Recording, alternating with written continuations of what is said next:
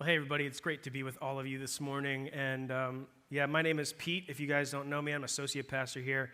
I got to say that this morning, there's a lot of heaviness that we're talking about. And if you've come in here this morning and you're feeling a little bit like you're a mess, I feel like you're a little bit broken, I just want you to know you've come to a good place. You've come to a place with a lot of people that are broken, and if you look to your right and your left, you're going to see some of them.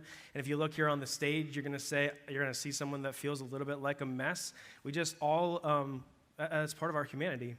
And the beautiful thing that we're going to talk about this morning, we're going to look at a God who waded into the middle of the mess because of his love for us. Beautiful thing that his story about the end of his life that we're going to look at in just a little bit. But before we jump into that, I just wanted to say that losing is humiliating.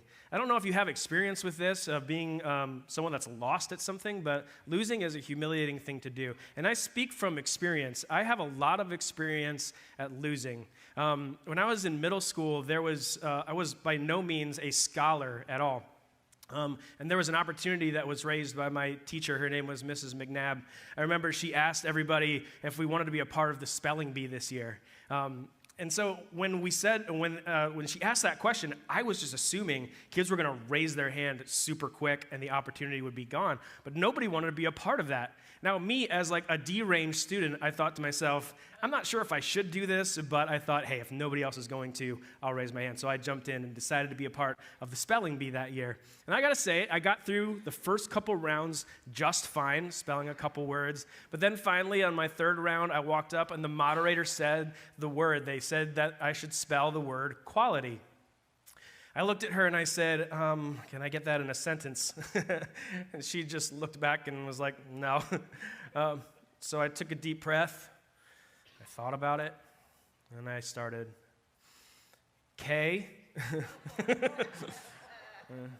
was thinking it sounded a lot like koala. So, koala. You know what's crazy, though? I walked off the stage and nobody really gave me a high five because nobody high fives the losers. Everybody walks away from the losers and just kind of say, whatever. You only celebrate the winners in this situation. You don't celebrate the losers. When I was later in high school, I joined the track and field team, and that was too late to join. I started in 11th grade, but I tried to start running. I had taken this Fitness for Life class, so I got really into running. So I started doing the 100-meter dash and the 400-meter dash. I started throwing shot put, discus. I was even training to throw javelin. That wasn't a good idea. So I was trying to do all those things, and I got to tell you, I was really, really good at losing at all of those. I just remember watching people run in thinking, I don't know how they're running so much faster than me. I thought I was fast, but I was the last person in all my races, couldn't throw the discus farther than anybody else. I was surprised, and the coaches didn't really even want to spend time with me. Bless their heart, they tried to, but there just wasn't a whole lot of meat on the bone for them to work with when it came to that. And whether it was like fishing rodeos that we had in Burnville, maybe you guys participated in some of those fishing rodeos, or singing competitions, whether I was trying out for the district chorus or whatever, Pinewood Derby conferences that I would try to win the Pinewood Derby race, playing bingo with the elderly when I got older, or shooting hoops with students in student ministry. All of those areas, I really felt like I was excellent at being a loser.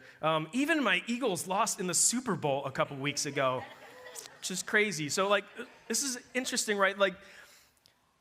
The winners get celebrated and the confetti is falling down of the opposite team's colors, and the losers have to walk out covered in the confetti. It's crazy, isn't it? It must be so demoralizing because everybody is expecting you to win, and we're so disappointed. In fact, it doesn't matter how many yards you rushed in that moment. It doesn't matter how many points you scored or how fast you ran, how many fish you caught, or how well you sang. Nobody cares if you lost. You just kind of get that tap on the back that says, better luck next time. But nobody celebrates you when you're a loser. What's interesting is losing comes with a lot of emotions. Now, whether that's personal or somebody projects those emotions on you, it comes with a lot of emotions, and some of them make you feel like a failure. When you lose, you feel like, I just can't do it. No matter how hard I try, you feel like a failure. Or you feel weakness, like I'm just not strong enough. Maybe I haven't been programmed to do this, or I didn't get enough muscle mass. Or I feel depressed, like I'm just not good at anything. And we can start telling ourselves this story that we're just not good, and we're not good enough, and we'll never accomplish anything good. And we feel anxiety. We start to feel like everything's against me. And we feel alone, that nobody's with me. And if you lose enough, you just might get that label put on you, loser. I will never forget the feeling of walking into middle school. I was terrified to walk into the middle school because not only did I lose at athletics and just about everything that I tried in my life, but I felt like nobody liked me.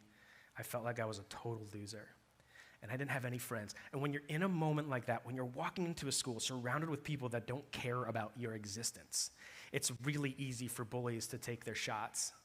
And so a bully, one day I walked into my 8th grade math class, and I'll never forget, he said, "Somebody stinks." And I remember looking around thinking, I really hope they don't say it was me. And then they just said that Pete stepped in poop on the way in. And I looked around, and everyone was laughing, including the teacher. And I don't know if you ever felt that way, where it feels like the entire world is looking at you like you're a loser.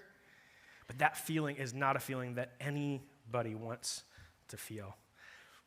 The truth is, though, in some way, shape, or form, maybe not in that depressing of a setting, we've all felt that. We've all felt that feeling of a loser. We've all felt that thing that we don't want to talk about, we don't want to tell anybody about, because nobody wants to talk about those losses. Nobody wants to talk about the things piled up in our life that we weren't successes at. But the truth is, there's a lot of us that can relate with this. In fact, there's some celebrities that can relate with this. You might recognize this guy. His name is Justin Timberlake. He said, growing up in school, no one ever called me anything close to an innovator. They called me different. They called me weird. They called me a couple of other words I can't say on TV. Here's another one. Maybe you like to make fun of this girl. Her name's Lady Gaga. She said, I was being teased for being ugly, having a big nose, being annoying. They said, your laugh is funny. You're weird. Why do you always sing? And this guy, I don't know if you recognize him. His name's Elon Musk. He's the founder of Tesla. His mom said Elon was picked on for being the youngest and the smallest guy in his school. And his brother added, kids gave Elon a very hard time. And I just always wonder, like, in the middle of our stories when we feel that way, what if somebody stepped in? What if somebody just said, let me take a couple hits for you. Let me shield you. Let me be a defender in the middle of that. But oftentimes that's not the story. That's not the way that it goes. People stay out of the way. They don't want to jump into the middle. They don't want to feel any of that because nobody wants to feel that way, because losing is humiliating, but being called a loser is dehumanizing, and nobody wants to be treated that way. And to me, that's what makes the end of Jesus' life just so astonishing. That's what makes the end of his life just so incredible when I look at it. Because when we know his full story, we see that Jesus was a man that walked on the planet, but he was more than a man. Because as we look at his life, we see all the things that declared that made him more than a man. The miracles that he did, whether he was healing somebody, whether he was raising someone from the dead, whether he was feeding 5,000 people with just one loaf of bread and a couple fishes, the miracles that he did declared that he was more than just a man. But then he did something amazing. He raised his own body back from the dead. And raising a dead person, that's a miracle. But think about how complicated it would be to raise yourself from the dead as a dead person. It's otherworldly what Jesus did. And his message and his miracles proved that he was more than just a man. He was, in fact, God. And being God makes the story that we're going to look at this morning just so incredible. That Jesus would choose to be in the midst of what we're about to read together here at the end of his life. Let's look at it together. The men who were guarding Jesus began mocking and beating him. They blindfolded him, and they demanded, prophesy, who hit you? And they said many other insulting things to him. So this is a sad, sad part of Jesus' life as we look at it. There's so many things about it that just make me feel a little bit sad for him. But in this moment, he was taken prisoner. And he was taken prisoner because the Jewish devout religious people, they had been trying for the entirety of Jesus' ministry to capture him, to trap him, always asking him questions to try and make him look bad, always asking him questions to try and trap him into a situation where he would incriminate himself. And at the end of his life, they leveraged one of his closest friends. They leveraged a guy who was in his 12-person circle. His name was Judas, and they used him to really sell out Jesus for just a small amount of money. They leveraged a weakness that was in his heart. So now at this moment in history, they caught him. They've captured Jesus, and currently he's at the house. He's not staying there. He's led there to the house of Caiaphas. Caiaphas is a high priest. He's a chief priest. There is no ruling person that's higher in the Jewish courts or the Jewish political system. The chief priest was at the highest position. And so you think about that. Here he is. Jesus is at this highest religious person's house. You would imagine that at that person's house you would find care and grace or something like that, but that's not what's going on there. It's at his house where we're finding him being mocked. It's at his house where they're saying dehumanizing things to him. It's at Caiaphas' house where they're just treating him like ways you should not treat another person. The next day, he was taken to the Sanhedrin. The Sanhedrin is like the Jewish court system, and so he was supposed to stand trial. And we say trial in air quotes because this wasn't really a trial. But this is what happened there that next day. At daybreak, the council of the elders of the people, both chief priests and teachers of the law, they met together, and Jesus was led before them. If you are the Messiah, they said, tell us. Jesus answered, if I tell you, you won't believe me. And if I asked you, you wouldn't answer. But from now on, the Son of Man will be seated at the right hand of the mighty God. They all asked, are you then the Son of God? He replied, you say that I am. And then they said, why do we need any more testimony? We've heard it from his own lips. And then the whole assembly rose and they led him off to Pilate. See, in this moment, in this trial, they were really trying to capture him. They were really trying to trip him up. It's interesting how Jesus replied to them when they asked him, are you the Messiah? And he said, you say that I am. Because he wasn't going to incriminate himself in this moment. But they just really wanted to capture him. And the reason why they wanted to capture him in the religious way, they wanted to hear him say that he was a blasphemer. They wanted him to say that he was God so that they could hold him in contempt. They wanted him to use those words so they felt like they were justified in killing him. And so when Jesus said that, you say that I am, they felt like that was enough to charge him. It's crazy because in that moment, what we just read is that everyone from the entire court system decided to stand up.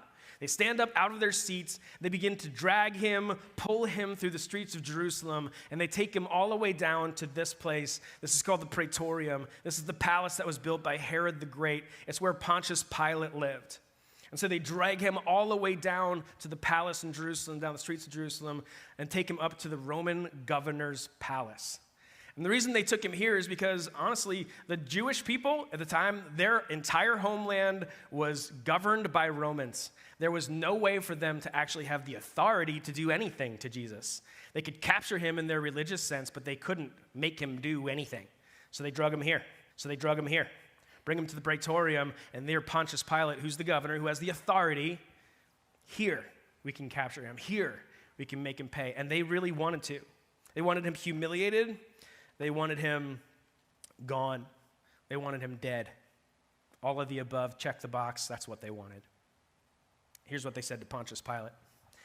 They began to accuse him, saying, we have found this man subverting our nation. He opposed payment of taxes to Caesar and claims to be Messiah, a king.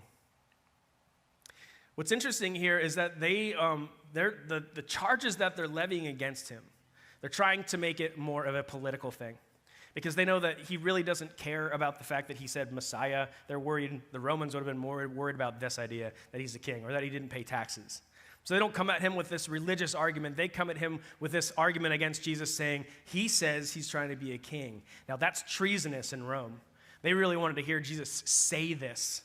They wanted to hear him admit this to Pontius Pilate, that he's trying to be the Messiah, that he's trying to be the king. And then in this moment, they would have a reason to kill him. And so Pontius Pilate looks at him and he asks him, are you the king of the Jews? And Jesus said, you have said so. Again, not incriminating himself. And I got to say this too, because Jesus in this moment had no desire to take the Roman seats of power. His authority is higher than that. Being God, he wasn't looking to be a king like everybody expected him to. Even the people that were dragging him here in this moment didn't really understand who Jesus was and what he was about. And so he says that, you have said so. So then Pontius Pilate responds like this. He announced to the chief priests, he looked at all the religious people and he says to the crowd, I don't find any basis for charge against this man. Come on now, there's no reason why we should charge him. he continues, but they insisted, and they said this, he stirs up all the people over Judea, his teaching, and he even started in Galilee, and he has come all the way here. Now, this is interesting for Pilate because on hearing this, Pilate said, he asked if this man was a Galilean. Like, is he from Galilee? And continues, and he said, and they learned that Jesus was under Herod's jurisdiction, he sent him to Herod, who was also at Jerusalem at the time. So just a moment here to understand what was happening. So Pontius Pilate was governing over the southern portion of Israel, over the Jerusalem area, Judea. But he didn't have any jurisdiction over Galilee. See, that was Herod's territory. And so when Pontius Pilate heard, I don't have to deal with this guy, let's shuffle him off to Buffalo, send him over to Herod. Now, Herod's an interesting character as well that gets introduced into the story. And if you've been a part of the church and you've heard the entirety of Jesus' story, then you know that Herod is kind of like a character that shows up a couple times. But honestly, Herod the Great is like the famous Herod that we hear about all throughout history. But Herod the Great, he actually died in 4 BC. So he's not really in the midst of this story. When Herod died in 4 BC, he gave the ruling over to 3 of his sons.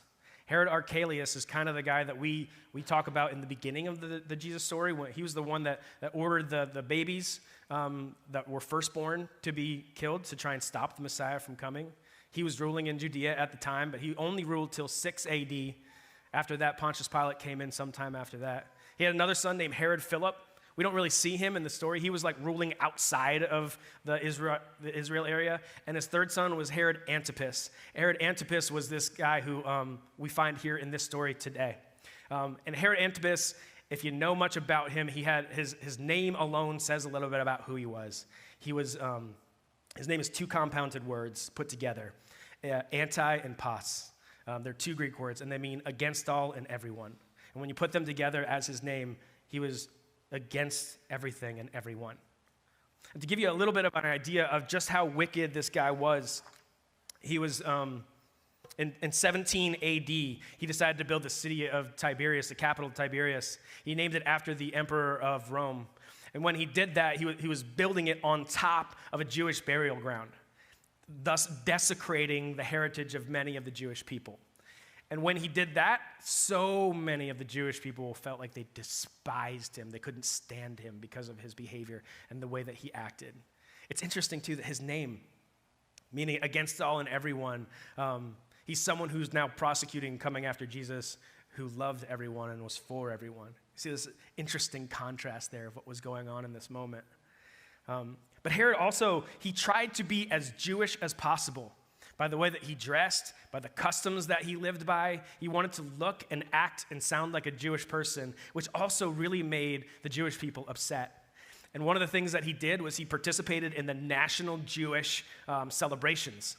So Passover was happening right now in this moment.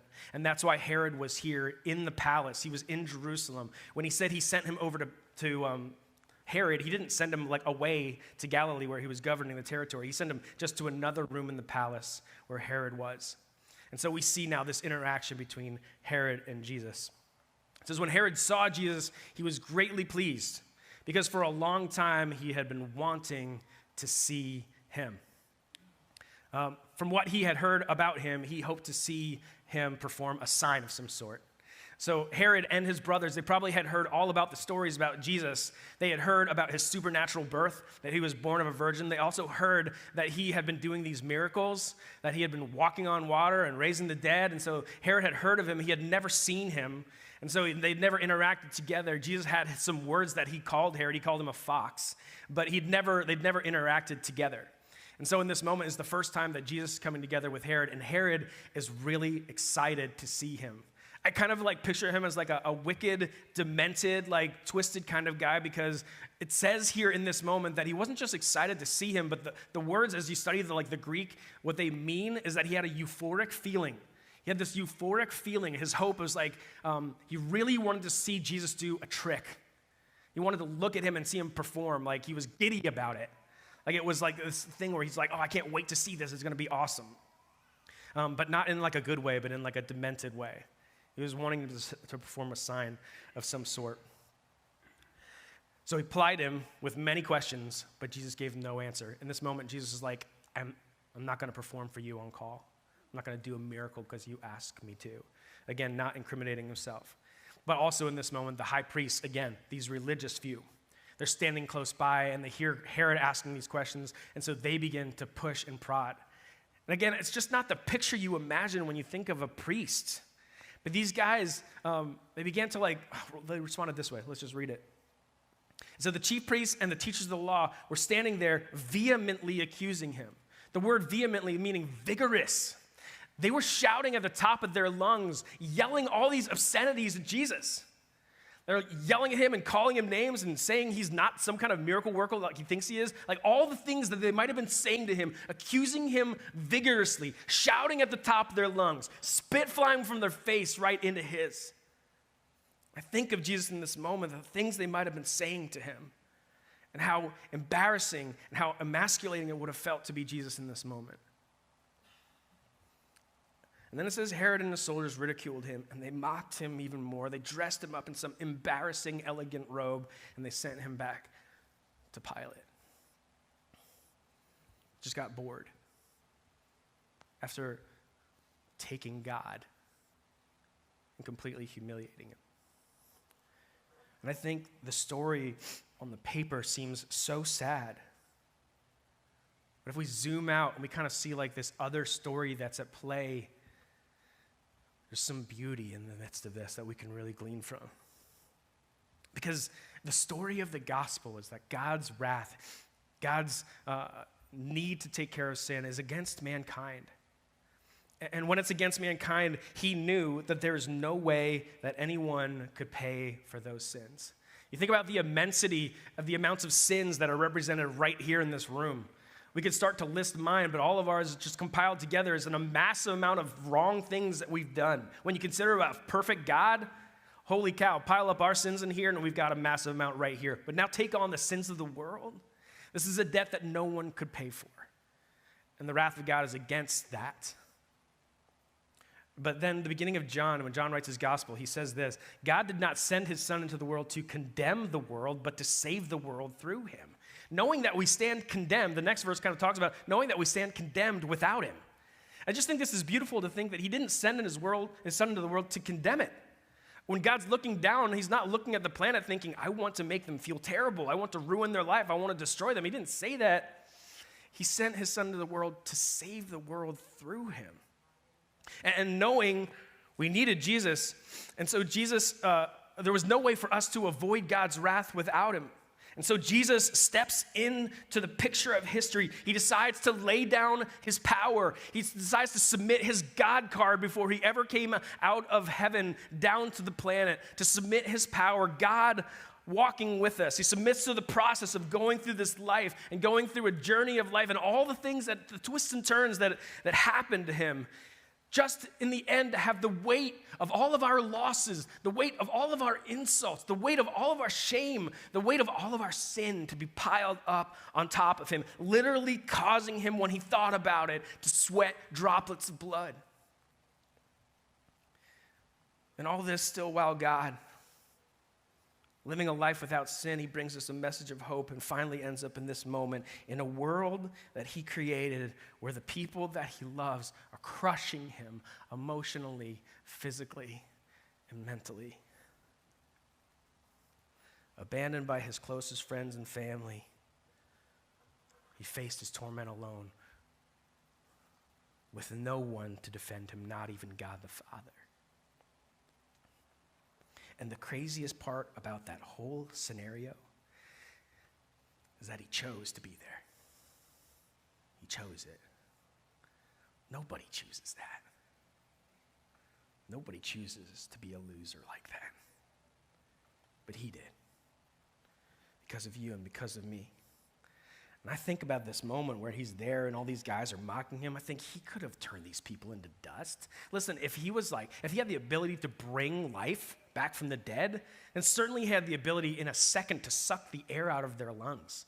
Come on, he was God. He had all the power. He could have used it in this moment. And I think about the unbelievable restraint that Jesus had to have to decide to say, I'm not going to. For the sake of humanity, I'm not going to.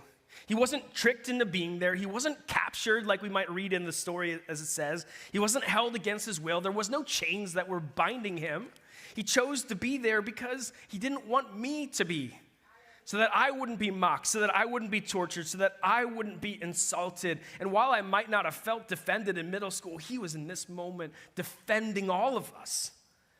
And he was there so that everything that was meant for me was taken onto himself. He was our defender. Look at how Paul puts this together in his words. He said, you see, just at the right time when we were still powerless, Christ died for the ungodly, being me. And very rarely will anyone die for a righteous person. No, for a good person, someone might possibly dare to die. But look at this. God demonstrates his own love for us. To talk about the immensity of his love, that while we were still sinners, Christ died for us. While we were powerless. That's the beauty of his gospel. Put himself in harm's way for all of us. He says this in Philippians.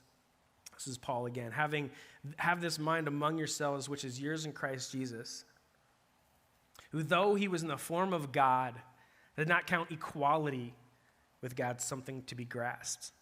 But look at this. He emptied himself. He cashed in his God card, taking the form of a servant, being born in the likeness of men, and being found in human form, he humbled himself. Think of this moment. He's humbling himself by becoming obedient even to death, even death on a cross. What massive amounts of self-control did Jesus have to use to keep his power under wraps? Because as an all-powerful God, he submitted all of that power for your defense, for the defense of our soul. It makes me know that this statement is true, that I can rest knowing his defense is enough for me. It's enough for me. Because it's inspiring for us to reflect on moments like this, and I think there's a lot for us to apply, so just hold on for a few more seconds. Because I think so often for us, when we lose or when we fail, we find ourselves falling into these moments where we feel stress, that our failure makes us less valuable, or we feel fear, I have to prove to the rest of the world that I'm good enough, or we feel social pressure, like I don't want to be an outcast. And self-doubt can creep in, reminding me, maybe before anybody else ever tells me, that I'm a loser and that I'm worthless. But also, maybe some of you have been devalued by other people. Maybe a parent who abused you, or a kid who was bigger than you, or a group of people who just kind of were relentless, convinced you that you're worthless. Maybe the end seems so far away. But what if this morning we could view ourselves through the eyes of Jesus? Because before you were born, he thought you were valuable. He thought you were so important. He said that no one is going to make you pay for sins but himself. And he decided to step in, to take the insults, to take the shame, to take the punishments. Before you were ever a thought, he thought you were worth dying for. So today, let me ask you a question. Who's calling you a loser? Who's saying you're not valuable? Is it you? Are you telling yourself that you don't have value? Somebody else whispering that into your ear? Because maybe today, seeing Jesus' value of you can remind you what your value should be. And what an incredible value that is. Let me ask you another question. Who are you treating like a loser? You're treating yourself like a loser? Treating somebody else like a loser? Because there's not a single person on the planet that Jesus didn't die for. And who are we to declare their value besides the one who is willing to pay it all? We shouldn't declare our value any different than Jesus says, or somebody else. Let me ask you a third question. Who are you reminding of God's value? Who are you reminding? You're reminding yourself? You're reminding somebody else? Because he stepped in to take our punishment because of what you meant to him. And maybe today there's somebody that needs you to remind them of what he did for them. Maybe there's somebody today that needs you to say, you know what, you're valuable to God. You just need to know. Let me tell you the story about what he did.